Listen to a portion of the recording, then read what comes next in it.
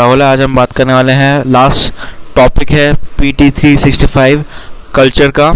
तो चैनल को like share subscribe करें, अगर नए हो तो बेल आइकन भी प्रेस कीजिए। यहाँ पे हम बात करने वाले हैं जोग्राफिकल इंडिकेशन टैग के बारे में। रिसेंटली GI टैग अवार्ड हुआ है मल्टीपल प्रोडक्ट्स के लिए। GI के बारे में हम जान लेते हैं। ये एक साइन है जो प्रोडक्ट्स पे लगता है जिनका एक स्पेसिफिक जोग्राफिकल ओरिजिन हो और एक पोजेस करते हैं क्वालिटी रेपुटेशन जो उनकी ओरिजिन पे हो। जैसे फॉर एग्जांपल अगर महाराष्ट्र से अल्फेंसो आम है तो वो वहाँ की एक स्पेशलिटी है, तो मैं उसको GI टैग दे दूँगा। यहाँ पे रेगुलेशन कौन करता है? ये रेगुलेट होते हैं geographical indication of goods registration and protection act 1999, और ये कंट्रोल करे जाते हैं general of patents design and trademark जो कि रजिस्टर करते हैं जोग्राफिकल इंडिकेशन। GI कवर्ड होता है ट्रिप्स के under, trade related aspects of intellectual property rights agreement. GI valid रहता है डिकेड के लिए, डेकेड मतलब 10 साल के लिए। उसके बाद आप रिन्यू कर सकते हो अनदर 10 ईयर्स के लिए।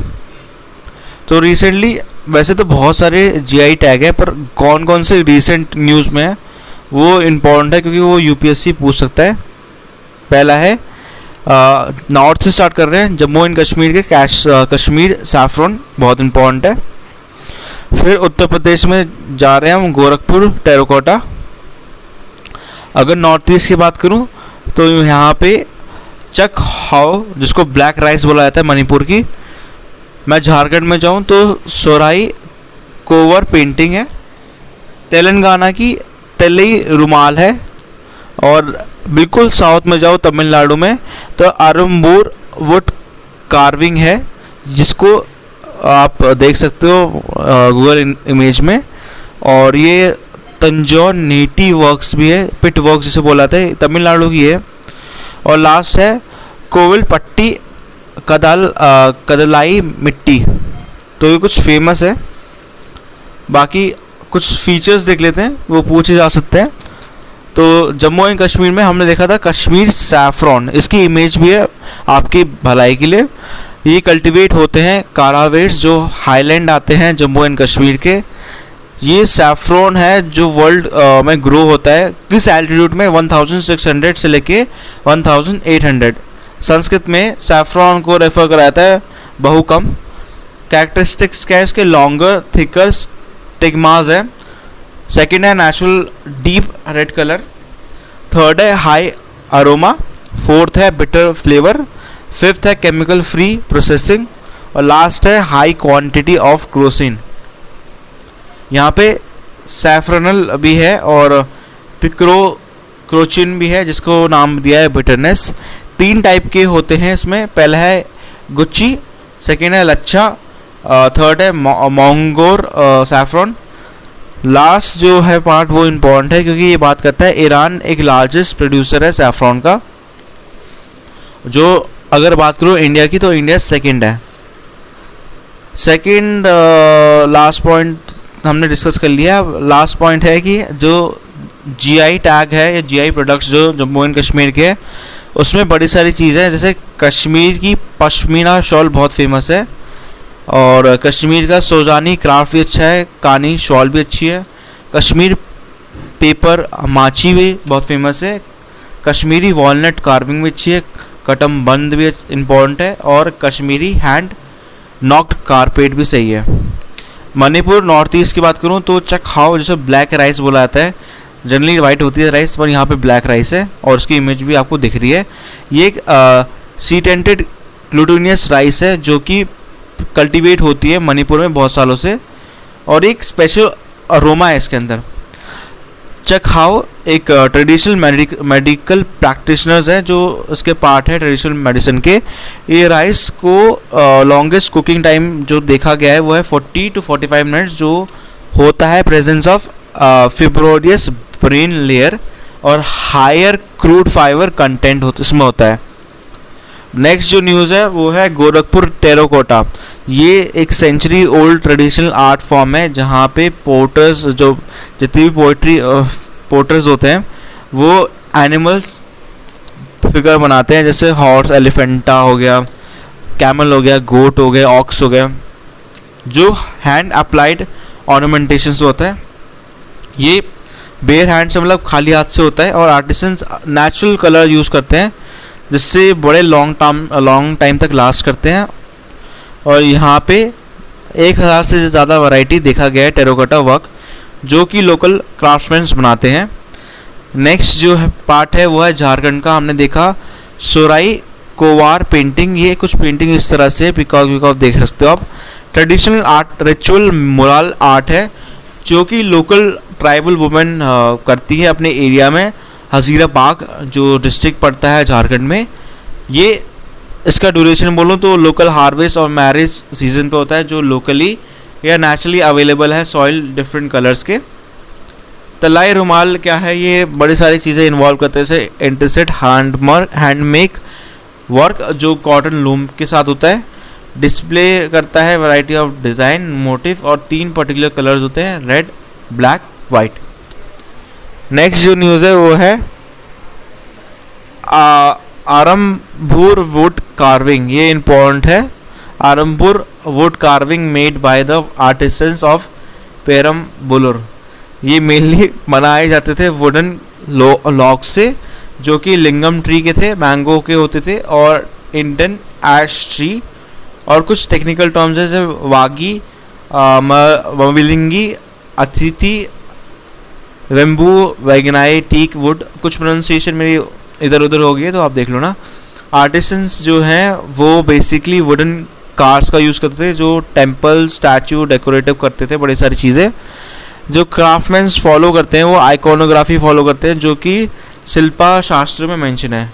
टेम्पल कार्स जो होते हैं वो मोस्टली इलोपी से मेडअप होते थे और ये हैंडमेड जो होते थे आर्टिसंस से होते थे जैसे ट्रेडिशनल इंस्ट्रूमेंट। कोई भी machine different stages of carving right from seizing chiselling नहीं कर पाती, इतनी डिटेल नहीं कर पाती जितना ये हो जाता है। जो वुड सप्लाई है वो पंचमली हिल से आती है जो केरला के आसपास ही है, तमिलनाडु के पास ही है केरला वैसे तो आई थिंक। और पेरम्बलुर बाउंड्री पे है जो तंजौर कुंभकोणम जोन में है। नेक्स्ट जो तमिलनाडु के लिए इम्पोर्टेंट है वो है तंजौर नेटी वर्क्स जो पिट वर्क्स पे आता है। ये ट्रेडिशनल क्राफ्ट है जो कि नेटई एक माशी प्लांट जिसको बोला जाता है एस्क्रोनोमी एस्पेरा। नीति वर्क्स जो है विजिबल है बृहदेश्वरा टेम्पल में और यहाँ पे बड़े सारे गार्डलैंड्स है, आइडल्स है हिंदू डीटीज के जो कि डेकोरेटिव है और हैंगिंग डोर्स में रखे हैं। नीति वर्क्स जो प्रोड्यूस होते हैं तंजौर में होते हैं, कुंभकोणम होते हैं, पुडुकोटाई में है और ये जो पिच वर्क है वो डेलिकेट होते हैं और ये प्रिजर्व होते हैं ग्लास बॉक्स के अंदर। ये रिजेंबल करते हैं आइवरी और मार्बल हैंडी क्राफ्ट्स। कोवाइल पट्टी कडालाई मिठाई ये कैंडी मेड ऑफ पीनट्स है, तमिलनाडु में ही है और ये बड़ा यम्मी है और यहाँ पे बहुत सिरप यूज़ होता है जिसके ऊपर टॉपिंग्स जो होती है वो विस्प ऑफ कोकोनट की होती है, ड्राइड पिंक, ग्रीन और येलो। इसके जो इंग्रेडिएंट्स है वो नेचुरल है जैसे जो ट्रेडिशनल होता है जैसे जैगरी जिसे तमिलनाडु में वेलम बोलते हैं आई थिंक, और ग्राउंडनट्स और वाटर जो आता है तमिलबारनी रिवर से और ये इन्हांस करता है टेस्ट को। तो ये वहाँ की फेमस कोविल पट्टी कडालाई मिठाई है। अदर जीआई न्यूज़ में कौन कौन से हैं, इसका नाम थोड़ा अजीब सा है, वज़ाकुलम पिनिकल्स ये मॉरिशस की वैरायटी है। वज़ाहुलकम पिनिकल जो केरला से आती है और उसको जीआई टैग मिला था 2009 में। ये कौन कौन से डिस्ट्रिक्ट में बनती है, एर्नाकुलम, कोट्टयम, पाथिनमित्रे और ये लो एवेलेशन में होती है। एवेलेशन मतलब कि एल्टीट्यूड में कम होती है जो कि इस एरियाज़ में आती है केरला में। वज़ाकुलम पिनिकल एक यूनिक अरोमा, एक फ्लेवर और स्वीटनेस है क्योंकि उसके में बहुत ज़्यादा स्वीट कंटेंट है और इसमें एसिडिटी बहुत लो है। इसकी शेल्फ लाइफ बहुत कम होती है, 10 से 15 दिन की होती है। टोडा एम्ब्रॉयडरी इंपॉर्टेंट है क्योंकि एक आर्ट वर्क है टोडा पैस्ट्रोल जो नीलगिरी में है तमिलनाडु में, इनको GI टैग 2013 में बना था और इसको पुखोर भी बुलाया था। और ये टोडा कम्युनिटी में बनाई जाती है वुमेन के द्वारा। और ये एम्ब्रॉयडरी है, ये किसके द्वारा बनाई गई है? रेड एंड ब्लैक थ्रेड्स के द्वारा, जिसमें वाइट कॉटन क्लॉथ भी है बैकग्राउंड में।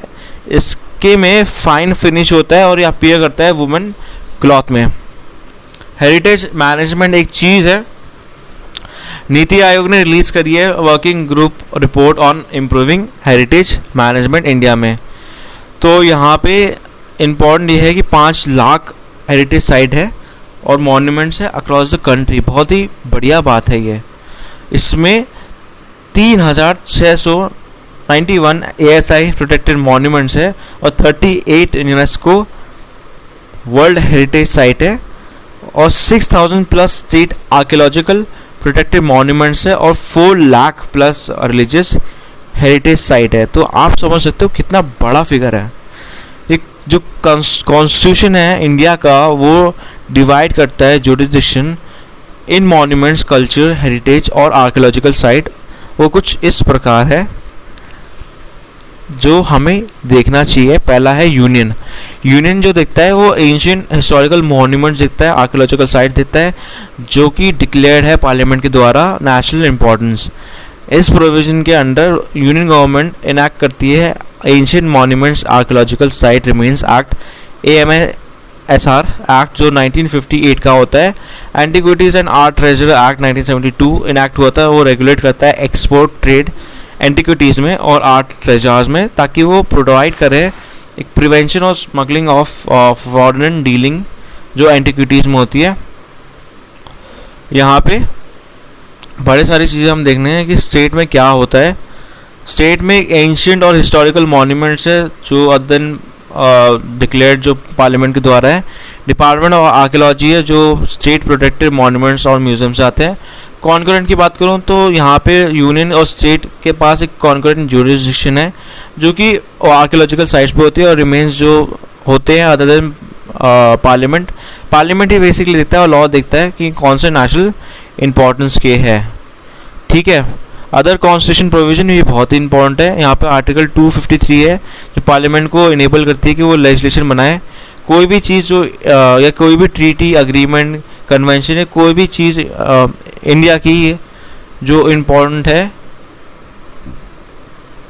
Article 51 clause A clause F ये ड्यूटी लगाता है हर सिटीजन को कि उसको प्रोटेक्ट करना होगा, वैल्यू और प्रिजर्व करना पड़ेगा कल्चर जो हमारा बहुत पुराना है। AISI की बात करूं तो AISI बहुत इंपॉर्टेंट है। AISI एक नोडल एजेंसी है जो आर्कियोलॉजिकल रिसर्च में काम करती है। कंजर्वेशन, प्रिजर्वेशन जो कल्चरल मॉन्यूमेंट्स के होते हैं 1861 में बनी थी। अटैच ऑफिस जो है मिनिस्ट्री ऑफ कल्चर के साथ है। इंपॉर्टेंट फंक्शन क्या है AISI का? एक तो exploration, excavation, protection of monuments, archaeological site, registration and regulation of trade off antiquities, maintenance और कंजर्वेशन जो एनवायरमेंटल डेवलपमेंट का होता है। आर्कियोलॉजिकल साइट्स होती है, म्यूजियम होती है, रिसर्च एंड पब्लिकेशन होती है, एपिग्राफी, सर्वेज होती है, Sanskrit, Dravidian, Arabic, Persian, institute of archaeology. Recently ministry of culture ने अनाउंस करा 7 न्यू सर्कल AISI का। जो न्यू टेम्पल है उसमें त्रिची, रायगढ़, राजकोट, जबलपुर, झांसी, मेरठ, हम्पी आता है। इससे पहले 29 AISI सर्कल्स है जो अक्रॉस कंट्री काम करते हैं। और क्या स्टैटिस्टिक्स है इसमें इंडिया की बात करूँ, ये बहुत इंपॉर्टेंट रिपोर्ट है। वर्ल्ड टूरिस्ट और ट्रैवल की कॉम्पिटिटिव इंडेक्स 2019 में, उसमें इंडिया का रैंक 34 है। रिलीज कौन करता है? वर्ल्ड इकोनॉमिक फोरम करता है। NGO heritage convention and management in India की बात करें तो पहले इसमें आगा खान ट्रस्ट फॉर कल्चर है जो फोकस करता है फिजिकल, सोशल, कल्चर, बड़ी सारी चीज़ें कम्युनिटी की जो डेवलपिंग वर्ल्ड में है। सेकेंड है Indian national trust for art and culture heritage, ये हेरिटेज अवेयरनेस और कंजर्वेशन की बात करता है। Indian council on monument and site, ये भी ग्लोबल मॉन्यूमेंट कंजर्वेशन बॉडी है जो करती है promotion, application of theory, methodology और साइंटिफिक टेक्निक जो कंजर्व करती है एनवायरनमेंट और archaeological heritage across the world. ये एक एडवाइजरी बॉडी है यूनेस्को की, जो कि कल्चरल हेरिटेज है, और इसमें पर्टिकुलरली अगर बात करूँ तो implementation of world heritage convention की बात करते हैं। 1965 में वॉर्सो में आई थी ये बेसिकली, और इसकी वजह से वियना चार्टर आया था 1964 का। हेडक्वार्टर्स जो है इसके पेरिस और फ्रांस में है, तो हेडक्वार्टर्स वेरी इंपॉर्टेंट है। अगेन वर्ल्ड मॉन्यूमेंट फंड की बात करूँ तो ये फोकस करता है heritage conservation project awareness programme India में इस्टेब्लिश करता है 2015 में। ये WWF इंडिया सर्व करता है एक लोकल रिप्रेजेंटेशन WMF की, और ये असिस्ट करता है प्रोजेक्ट मैनेजमेंट आउटरीच पे। अब यहाँ पे कुछ इंपॉर्टेंट इनिशिएटिव देख लेते हैं गवर्नमेंट के द्वारा क्या हुए हैं। हृदय एक इंपॉर्टेंट है, national heritage city development and argumentation योजना, ये ministry of housing and urban affairs के द्वारा निकाली गई थी ताकि वो प्रिजर्व करे, रिवाइटलाइज करे यूनिक कैरेक्टर जो इंडियन हेरिटेज का है।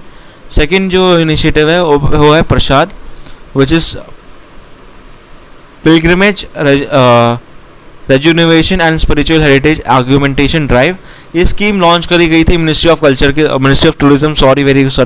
टूरिज्म के द्वारा। ये 2014 से 15 निकाली गई थी, और यहाँ पे इंटीग्रेशन जो होता है डेवलपमेंट ऑफ आइडेंटिफाइड पिलग्रिमेज और हेरिटेज डेस्टिनेशन, जो स्कीम एम करती है इंफ्रास्ट्रक्चर डेवलपमेंट पे करती है, जैसे एंट्री पॉइंट्स हो गया, road, rail, water transport, last mile connectivity, basic tourism facilities जो कि बड़ी सारी इंटरप्रिटेशन सेंटर्स की बात करती है, ATM money exchange, eco friendly modes of transport, area lighting, illumination जो होता है, renewable sources of energy, parking etcetera.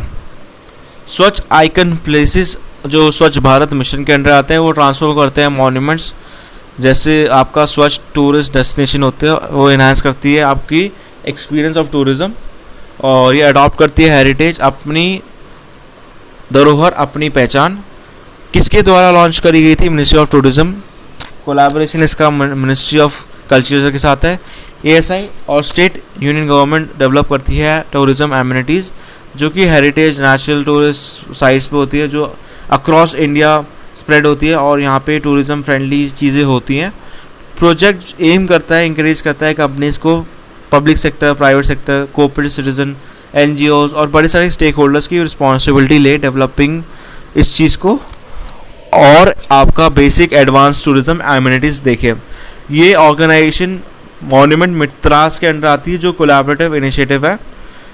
स्वदेश दर्शन स्कीम, ये भी इम्पॉर्टेंट है, मिनिस्ट्री ऑफ टूरिज्म निकालता है इसको, जो कि होता है थीम बेस्ड टूरिस्ट सर्किट्स और world class infrastructure. Incredible India 2.0 campaign 2018 international tourism promotion campaign होता है। सेकंड लास्ट पॉइंट है वो है आदर्श संपर्क। ASI ने आइडेंटिफाई करा है 100 मॉन्यूमेंट्स को कि वो डेवलप होंगे मॉडल मॉन्यूमेंट्स। लास्ट जो है वो है प्रोजेक्ट मौसम, जो रिकनेक्ट करता है, रीस्टैब्लिश करता है कम्युनिकेशन कंट्रीज़ और इंडियन ओशन वर्ल्ड के बीच में, और ये इन्हांस करता है अंडरस्टैंडिंग कल्चरल वैल्यूज़ के बारे में और बड़ी सारी चीज़ों के बारे में। नेक्स्ट जो न्यूज़ है वो हमारी स्क्रीन पे वो है कुशीनगर की। यूनियन कैबिनेट ने अप्रूवल दिया है डेस्टिनेशन की कुशीनगर एयरपोर्ट जो है उत्तर प्रदेश में, वो एक इंटरनेशनल एयरपोर्ट बनेगा। ये इम्पॉर्टेंट इसलिए भी है क्योंकि लास्ट ईयर UPPCS 2020 के क्वेश्चन में आया था ये, तो इसलिए आपको ये ध्यान रखना चाहिए। तो कुशीनगर एक इम्पॉर्टेंट बुद्धिस्ट साइट है, और ये बुद्धिस्ट सर्किट के भी पार्ट है, क्योंकि लॉर्ड बुद्धा ने महापरिनिर्वाणा यहाँ अटेंड करा था। महापरिनिर्वाणा जो बुद्धिज़्म में है वो रेफर करता है अल्टीमेट स्टेट ऑफ निर्वाणा, जो कि एवरलास्टिंग है, हाईएस्ट पीस है, हैप्पीनेस है, और ये एंटर करती है, अवेकन करती है moment of physical death. Prominent archaeological site जो है सिटी में वो महापरिनिर्वाणा स्तूपा टेम्पल और बड़े सारे stunning 1500 years old reclining Buddha और Mukta Bandhan stupa representing the Buddha cremination site. ये जो साइट है कुशीनगर ने आइडेंटिफाई करी थी सर अलेक्जेंडर कनिंगम 1877 में, जो फर्स्ट डायरेक्टर जनरल है ASI के, वो ने ये साइट डिस्कवर करी थी, और ये फर्स्ट ASI है, ये भी पूछा जा सकता है। इम्पॉर्टेंट साइट क्या है बुद्धिस्ट की? पहला है संकाइशी, जो जहाँ पे लॉर्ड बुद्धा ने डिसेंड करा था और अपना समन दिया था अपनी मदर का जो हेवन में ये भी उत्तर प्रदेश में, कौशाम्बी भी उत्तर प्रदेश में बुद्धा ने डिलीवर करा था बहुत सारे सर्मन्स इधर। थर्ड साइड है सरावशी, जहाँ पे बुद्धा ने अपना डिवाइन पावर्स दी थी और इम्प्रेस करा था नॉन बिलीवर्स को और डिलीवर करा था कुछ इम्पोर्टेंट सर्मन्स। लुम्बिनी बहुत ही इम्पोर्टेंट है, ये नेपाल के साइड पे ही है। यहाँ पे बुद्धा जी का जन्म हुआ था। अब यहाँ से हम बिहार पे आ रहे हैं। बिहार में आने से पहले हम पहले उत्तर प्रदेश को ही कवर कर लेते हैं। उत्तर प्रदेश में 2 इम्पोर्टेंट जगह है। कपिलवस्तु, जहाँ पे Buddha as a child grow हुए थे, वो लुम्बिनी के पास ही है। सारनाथ, पहली सारनाथ में क्या हुआ था, बुद्धा ने अपने फर्स्ट सर्मन को एनलाइटनमेंट दिया था। और अब यहाँ पे क्वेश्चन आता है कि बुद्धा को कब एनलाइटनमेंट मिला था? बोध गया में मिला था। ठीक है, नेक्स्ट जो न्यूज़ है वो है हमारा करतारपुर कॉरिडोर। फर्स्ट एनिवर्सरी हुई है करतारपुर कॉरिडोर की, जो ऑब्जर्व करी गई है। करतारपुर कॉरिडोर ओपन हुआ था 2019 के महीने, मतलब 2019 लास्ट ईयर जब कोरोना नहीं था, नवंबर में। और ये 550th birth anniversary Guru Nanak Dev ji की पे हुआ था। इम्पॉर्टेंट है। कॉरिडोर कनेक्ट करता है डेरा बाबा नानक श्राइन को गुरुदासपुर डिस्ट्रिक्ट में, जो कि पंजाब में है, विद गुरुद्वारा दरबार साहिब करतारपुर में। ये नरोला डिस्ट्रिक्ट है पाकिस्तान, पंजाब प्रोविंस में। इसकी जो लेंथ है कॉरिडोर की वो 4 किलोमीटर की है। 2 किलोमीटर हर साइड से इंटरनेशनल बॉर्डर पे, और ये जाता है रिवर रवि पे। गुरुद्वारा दरबार साहिब ऑर्डर हुआ था महाराजा पटियाला में, और यहाँ पे 1921 से लेकर 1929 में बिलीव कराया था कि नानक जी ने अपना 18 साल दिए थे अपनी लाइफ के। गुरु नानक देव जी फाउंडर थे सिखिज्म के, और उनका फर्स्ट आउट ऑफ 10 सिख गुरु थे और भक्ति सेंट थे। इनका जन्म हुआ था 1469 में नानका साहिब, पंजाब, पाकिस्तान, और ये उनकी मृत्यु हुई थी करतारपुर में, पाकिस्तान में। गुरु नानक और सिखिज्म इन्फ्लुएंस थे आपका निर्गुणी, जिसे निर्गुण बोला जाता है, फॉर्मलेस गॉड। एक ट्रेडिशन है भक्ति मूवमेंट का मिडिवल इंडिया में। बिलीव कराया जाता है गॉड फॉर्मलेस है, निरंकर, और यहाँ पे एक गॉड में बिलीव कराया जाता है, और वही बिलीव कराता है कि वही क्रिएशन है और हर इंसान उन्हीं से आया है। और यहाँ पे रिचुअल करने की ज़रूरत नहीं है, आप लव और डिवोशन से भी भगवान की प्राप्ति कर सकते हो। गुरु नानक ने जन्म दिया था और फॉर्मलाइज करा था 3 प्रिंसिपल ऑफ सिखिज्म। पहला है नाम जपना, which is meditation on God. दूसरा है कीरत कारणी, की ऑनेस्टी खुद से ही अर्न करी जाती है फिजिकल और मेंटल एफर्ट्स के साथ। वंद चकना, जहाँ पे सिख को पूछा गया था कि उनको अपनी वेल्थ को शेयर करना है कम्युनिटी के साथ ही, और यहाँ पे यही प्रैक्टिस करना है, वंद चकना। अब यहाँ पे आपका जो नया न्यूज़ है वो है कमेटी जो प्रोटेक्ट करती है लैंग्वेज, कल्चर और land of Ladakh.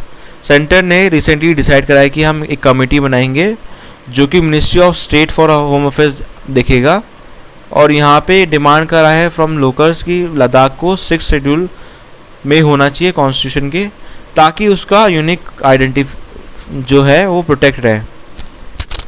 Language, culture and land of Ladakh, तो यहाँ पे इसी को हम समझ लेते हैं। पॉपुलेशन जो है वो प्रीडोमिनेटली बुद्धिस्ट है।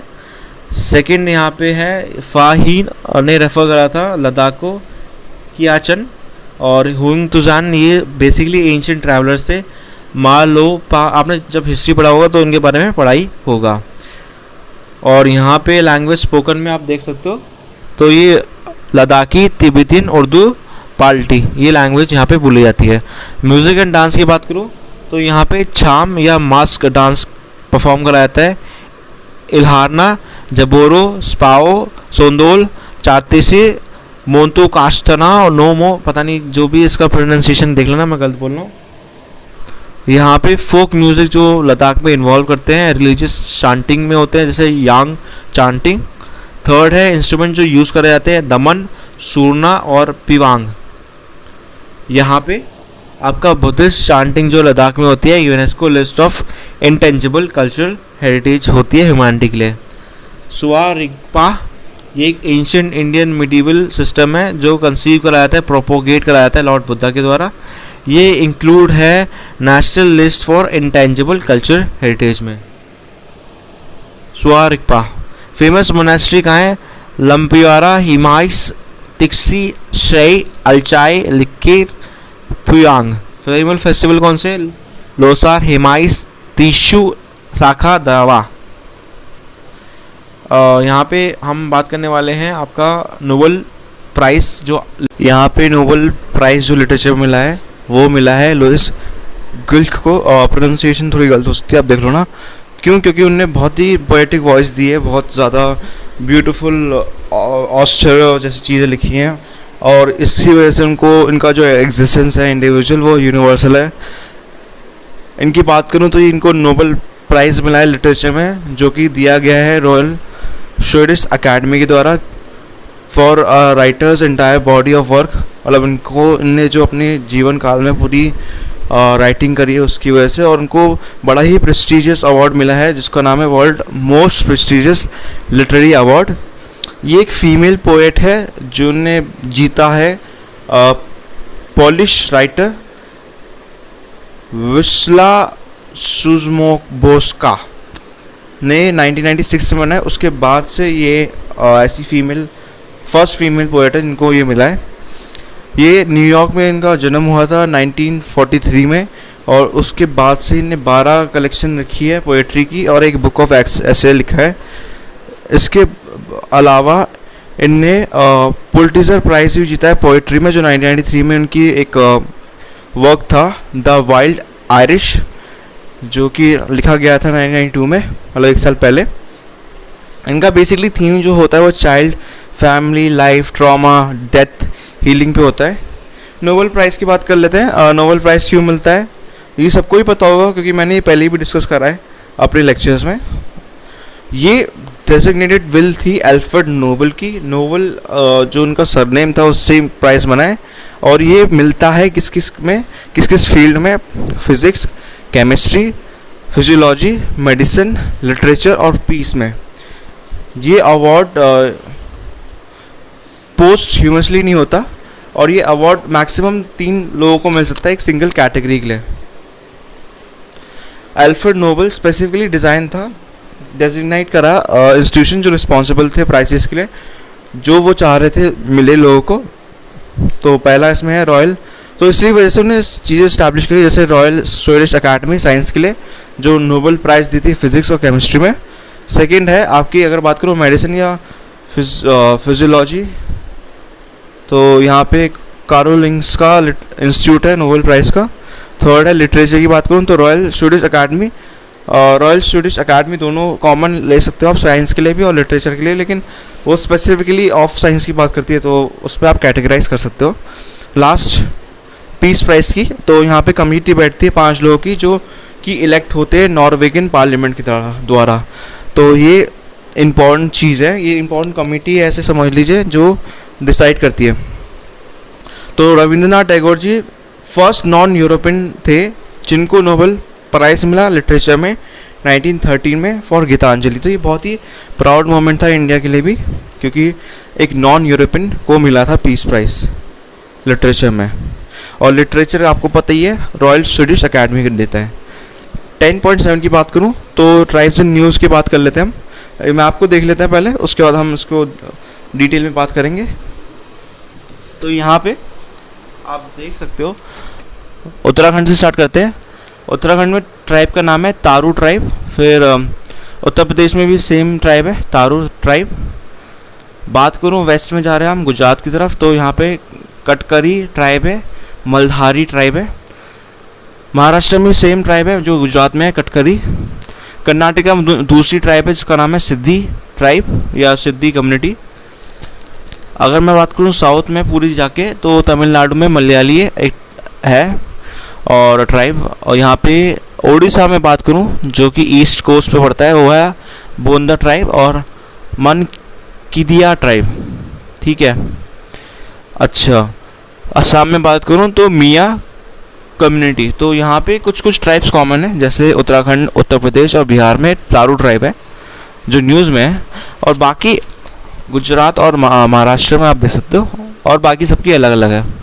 अच्छा, एक और लास्ट है, अंडमान और निकोबार आइलैंड में भी सेंटिलीज है और ग्रेट अदमासीज है। तो यहाँ पे सेंटिलीज आपको सबको पता ही है, रिस्ट्रिक्टेड जोन है जहाँ पे नॉर्थन सेंटिलीज आइलैंड में कोई आ नहीं जा सकता, गवर्नमेंट ने ये करा है।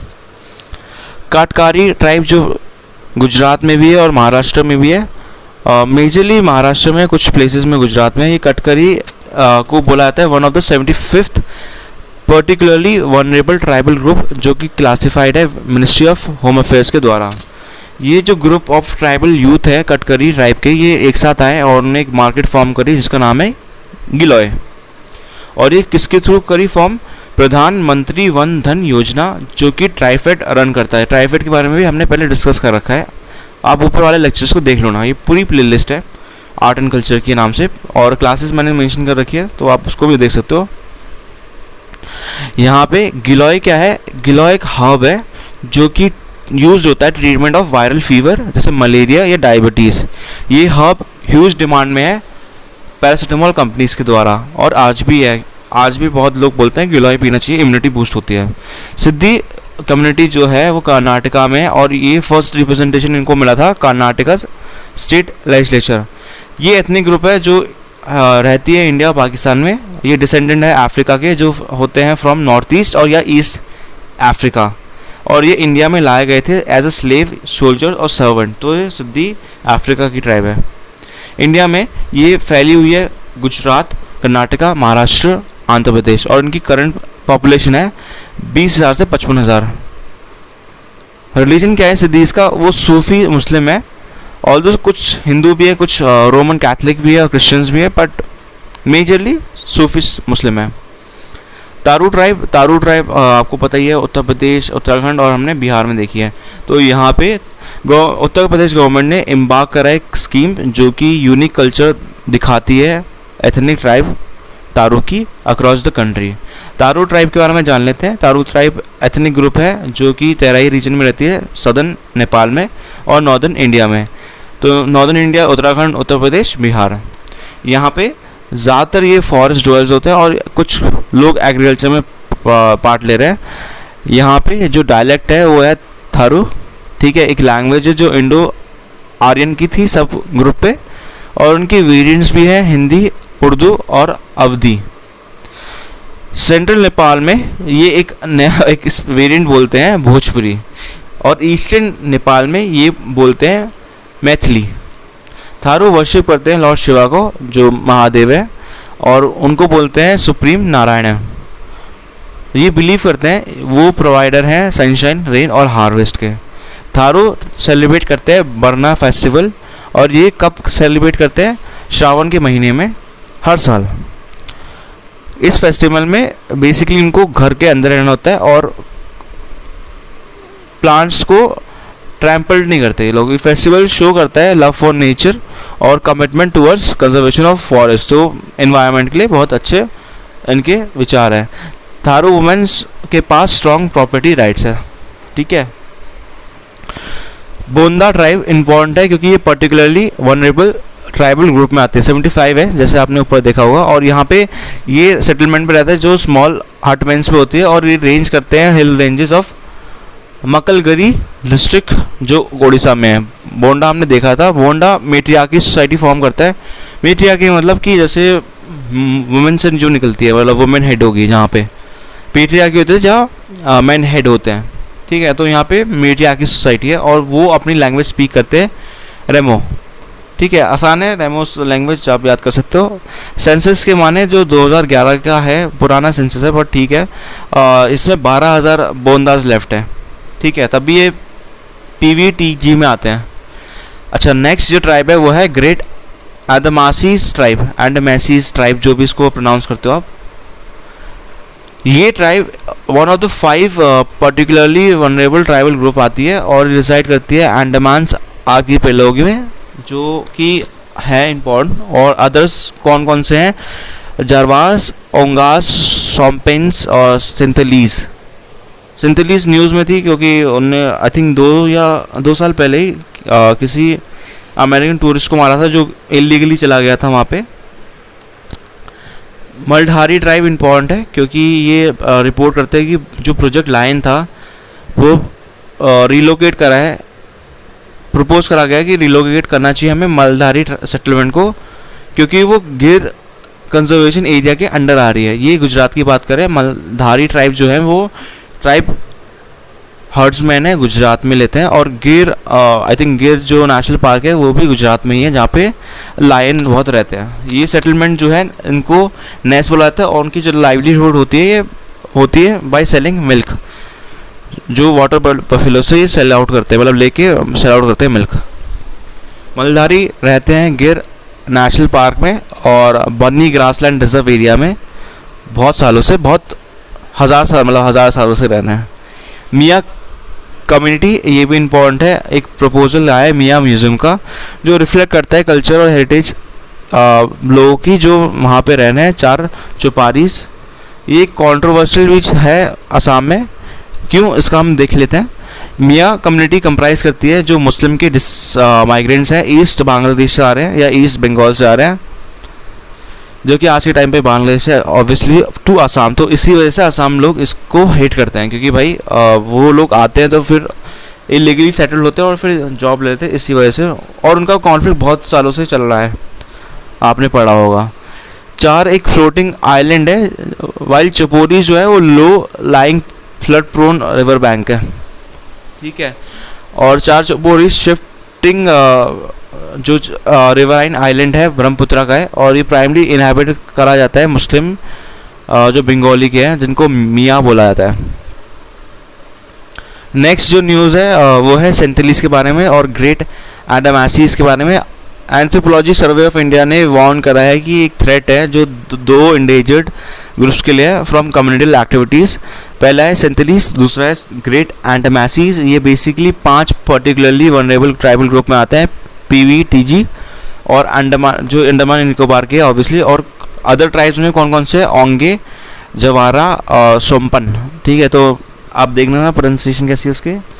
पर सेंथिलीज जो है पर्टिकुलरली 50 to 100 रहते हैं नॉर्थ सेंट्रल आइलैंड में, और उनका जो कॉन्टैक्ट है वो आउटसाइड द वर्ल्ड से नील है, मतलब वो जाते ही नहीं, मिलते नहीं है। उनको कहा जाता है कि अगर वो मिल गए ना तो वो मर जाएंगे, ऐसा एक थ्योरी है जो आप पढ़ सकते हो कि उनकी इम्यूनिटी स्ट्रॉन्ग इतनी नहीं है कि वो इंसानों को झेल लें। तभी गवर्नमेंट ने इनको रिस्ट्रिक्ट करा कि आप यहाँ पे जा नहीं सकते। Unlike the other PVTG, Andaman और ग्रेट अंडमान में कॉन्टैक्ट जो है वो जनरल पॉपुलेशन के साथ ही होता है, ठीक है। मलयाली ट्राइब्स इंपॉर्टेंट है क्योंकि जाइंट रॉक भी हनी एक यूनिक वेरिएंट है हनी का, जो कि सोर्स आउट होता है मलयाली ट्राइब से, और ये ट्राइबल इंडियन कलेक्शन में आता है। मलयाली ट्राइब है जो कि ईस्टर्न घाट्स में रहती है, तमिलनाडु नॉर्थ में। ट्राइबल जो बेसिकली हिल फार्मर्स होते हैं और कल्टीवेट करते हैं different type of millet. Malayali originally belong करते हैं वेल्ला कास्ट में, जो कल्टीवेटर्स का होता है, और ये एमिग्रेंट होते हैं फ्रॉम सेक्रेड सिटी जो कांची की थी। कांची भी तमिलनाडु में थी, और ये हिल्स को गए हैं अबाउट 10 centuries अगो, जहाँ पे जब ये मोमडन रूल आया था तो डोमिनेंट था साउथ इंडिया में, तो इसलिए इसी वजह से आई थिंक ये हो गया होगा कुछ। चकमास और हजोंग ये इंपॉर्टेंट है क्योंकि मिनिस्ट्री ऑफ डेवलपमेंट और नॉर्थ ईस्ट रीजन ने डायरेक्ट करा है अरुणाचल प्रदेश गवर्नमेंट को कि वो इंक्लूड करे कुछ कम्युनिटीज़ को, जैसे कोविड रिलीफ प्रोग्राम। तो ये उनमें से आती है ट्राइब।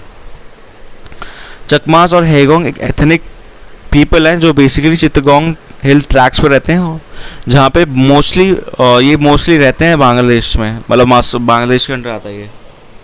चकमास जो है बेसिकली बुद्धिस्ट है और हैजोंग्स हिंदूज हैं।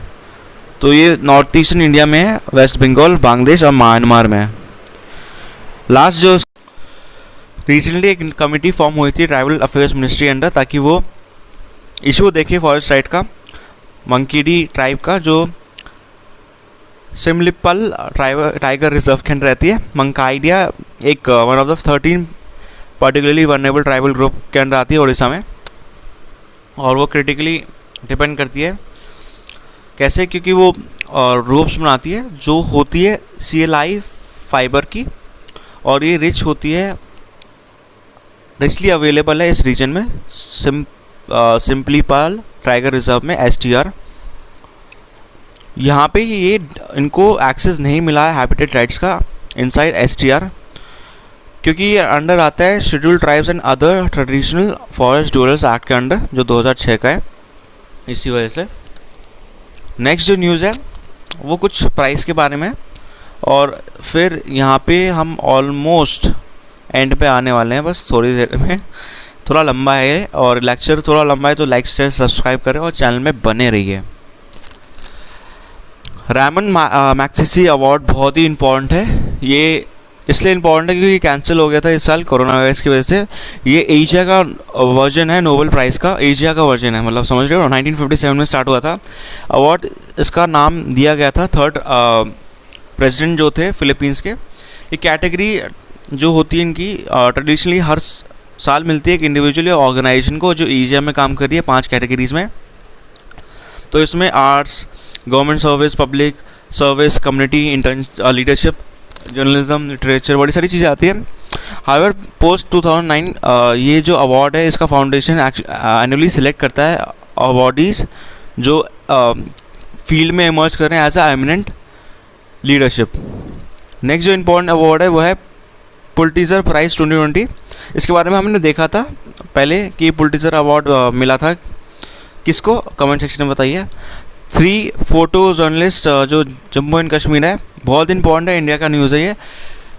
चानी आनंद, मुख्तार खान और दार वसीन, इन तीनों को मिला है पुलिट्जर प्राइज़ विनर्स। और ये अवार्ड 22 कैटेगरीज में आता है, जर्नलिज्म और आर्ट्स में, newspaper, magazine, online journalism, photo journalism और लिटरेचर। एनुअली ये डिसाइड होता है। ये अवार्ड एडमिनिस्टर कराया जाता है कोलंबिया यूनिवर्सिटी के द्वारा, और ये नाम दिया इसका after American newspaper publisher Joseph Pulitzer, और 1970 से इसको मिलाया जा रहा है सब, मतलब जो भी इस कैटेगरीज में काम कर रहा है। गांधी पीस प्राइज़ बहुत ही इंपॉर्टेंट है। गवर्नमेंट ने एक्सटेंड करी date for the receipt of nomination जो 2020 की थी अप टू 15 जून। ये अवार्ड दिया जाता है मिनिस्ट्री ऑफ कल्चर के द्वारा, और ये उन लोगों को मिलता है जिनने इंडिविजुअल या एसोसिएशन या इंस्टीट्यूशन जो ऑर्गेनाइजेशन काम कर रही है सेल्फलेसली, पीस, नॉन वायलेंट और एमेलियोरेशन ऑफ ह्यूमन सफरिंग। ये इंस्टीट्यूशन 1995 में बना था, और ये हर के लिए ओपन है रिगार्डलेस ऑफ जो आर्टिकल 15 में है या आर्टिकल 14 में ले लो, nationality, race, language, caste, creed, gender. Jury जो होती है इनकी वो हाई लेवल कमेटी के द्वारा सेटअप होती है जो PM देखता है यहाँ पे। नेक्स्ट जो